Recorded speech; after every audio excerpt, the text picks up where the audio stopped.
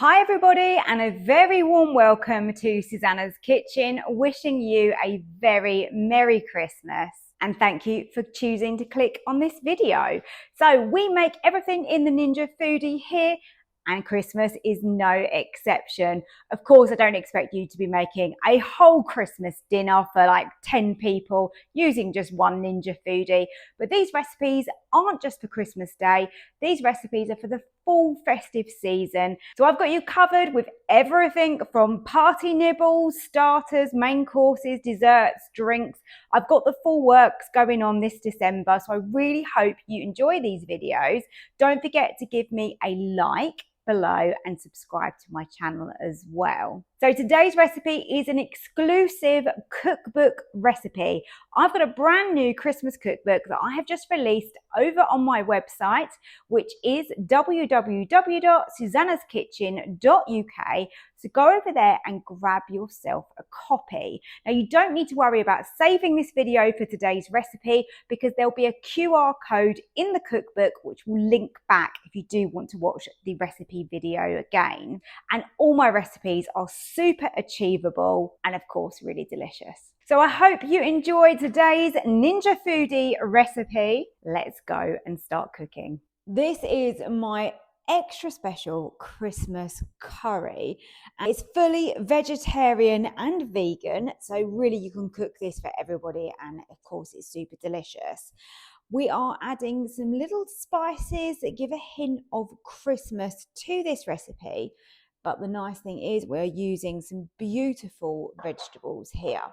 So I'm starting off with my cauliflower, and you want like a medium cauliflower. I've just put it into this dish because we're going to bake this in the Ninja. To start with though, excuse my really bad pestle and mortar, I really do need a decent one. But we're going to start off by grinding our fennel and coriander together. So fennel seeds is your first thing you're going to need.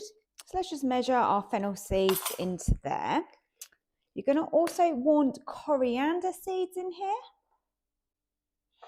And then also some chili flakes as well. So just give those a good grind up. To the cauliflower, I'm going to add some oil. So just get that over the top. And then you want to use around half of these ground spices, roughly. And just give that cauliflower a good sprinkle. Oh, and that's going to take on that flavour so well. We also just want to add a bit further seasoning with some pepper and then a little salt over the top as well. I'm going to cover that with foil now. And then I'm going to put that onto the rack. Now here's my rack that fits in the Ninja. And let's put that in on bake. Whilst the cauliflower is baking, we can move on. So I've got some aubergines. Now these aubergines are probably like a medium size, and I've split those into 3. And I'm putting those into a bowl now. Now we want some ginger and we want some garlic. I'm going to crush my garlic and I'm then going to grate the ginger. So this is what it'll look like once it's all done. You got your grated ginger and your crushed garlic. It's very generous with both of those, but it's just going to really pack a punch. So we want to use around 2/3 of our ginger in there with our aubergine, some of the garlic, and then the remainder spice mix as well. And then again, we want to add some oil. You can get your hands in and get messy, or you can use some spoons and just give these a toss around just to get these nicely coated. Now my cauliflower is under here and it is part way through being cooked. What I'm going to do is I'm going to load up my aubergine on top of here. And this just saves you using the Ninja twice.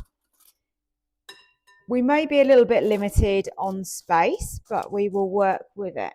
So it most definitely is a little bit of a squeeze, but that's okay. So now I've got the remainder ginger mixture that's in the bottom here. So let's just scrape that and don't waste any of that flavour. I'm just splitting the cardamom pods here and taking out the seeds because I'm now going to make the spice mix. So in here so far, I have got cardamom pods, which I've split open and taken the seeds out. I've got turmeric powder. I've got dried red chilies. I've got cloves, which is nice and Christmassy. We then want to add some fennel seeds as well. So let's get the fennel seeds in there. And then cumin seeds. And lastly, some black peppercorns. Wowza, this curry is literally incredible. And I know it is a little bit more effort when you're, making your own spice blends and things like that. But I can tell you, it is going to be so worth it, especially if you've got people coming over and you really want to impress friends and family with something super delicious. And this is the way to go. So this is a lot of the hard work done now, but it really wasn't that difficult. So the cauliflower was uncovered part way through, and that gives you that lovely texture, those kind of gnarly, crispy edges that we love. Aubergine is nice and soft, and it's got those beautiful flavours on it.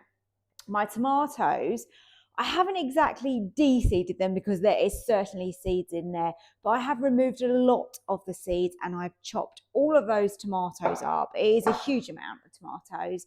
And over here, I have diced my onions as well. Now we're over to the Ninja on sear and saute. I haven't worried about cleaning the pot. There's a little bit of debris in the bottom there, but really not a lot. So on sear and saute, get that pot heated up. It's obviously still warm from when we were baking earlier anyway. Now the spice blend that we made earlier, we want to tip that in and we just want to toast those spices. They're going to become really aromatic. Probably only going to take a minute really, so just keep them moving. Obviously you don't want to burn them. Oh, lovely, that smells absolutely gorgeous. Now that they're nicely toasted, tablespoon roughly of oil goes in and give that a good mix. Look at the colour. That turmeric will stain everything, so be warned. Into there I put my onions. Let's tip those in. If you're using fresh chilies, which I do recommend that you do put fresh chilies in this, then you would put them in now as well. And these onions are literally going to soak up all that flavour. I'm going to turn down my sear and saute slightly. Don't want it too hot in there. I don't want anything to burn or catch too much. So in with those onions, remember, put your chilli, the remainder garlic. It's going to be the most amazing Christmas curry. You could always adapt this recipe, remember, and if you want to add in some turkey as well, then it could become more of a leftovers recipe if you fancy it. This recipe is in my brand new Christmas cookbook. So it is an exclusive recipe. So if you want all the ingredients and also all the quantities and the full written method, then that is in my brand new book. You can get that at www.susannahskitchen.uk. And there really is a lot of them, but these really will cook down. Let's give that a really good stir. And then we add some water into the pot and we just want to lower the sear and saute. I'm going to go down to level 3 to let this simmer and cook down. In a blender, I have got cashew nuts with some water and I'm going to go and give those a blitz. My curry has cooked down wonderfully and we've got that beautiful, rich, oniony tomato sauce in there. And now we've got our cashew nuts, which look like this when they've been blended. So add in your blitzed up cashew nuts. And this is going to add a real intense sort of creaminess to this curry. As you can see, it's loosening it up and making it now more of the right texture that you would have for a curry. Look at this. absolutely beautiful. Now I'm going to stir through my aubergine and my cauliflower, but I'm going to hold a little back just to put on top when I'm serving, just because it looks really nice. Get that all the way through. This is the most beautiful vegetable curry, and we are then going to be ready to serve this. All dished up. This is my Christmas curry, full of those veggies, perfect for guests who are vegetarian or vegan, or just anybody, because even if you like meat, you're going to absolutely enjoy this so much. I'm serving mine with some rice and some naan bread.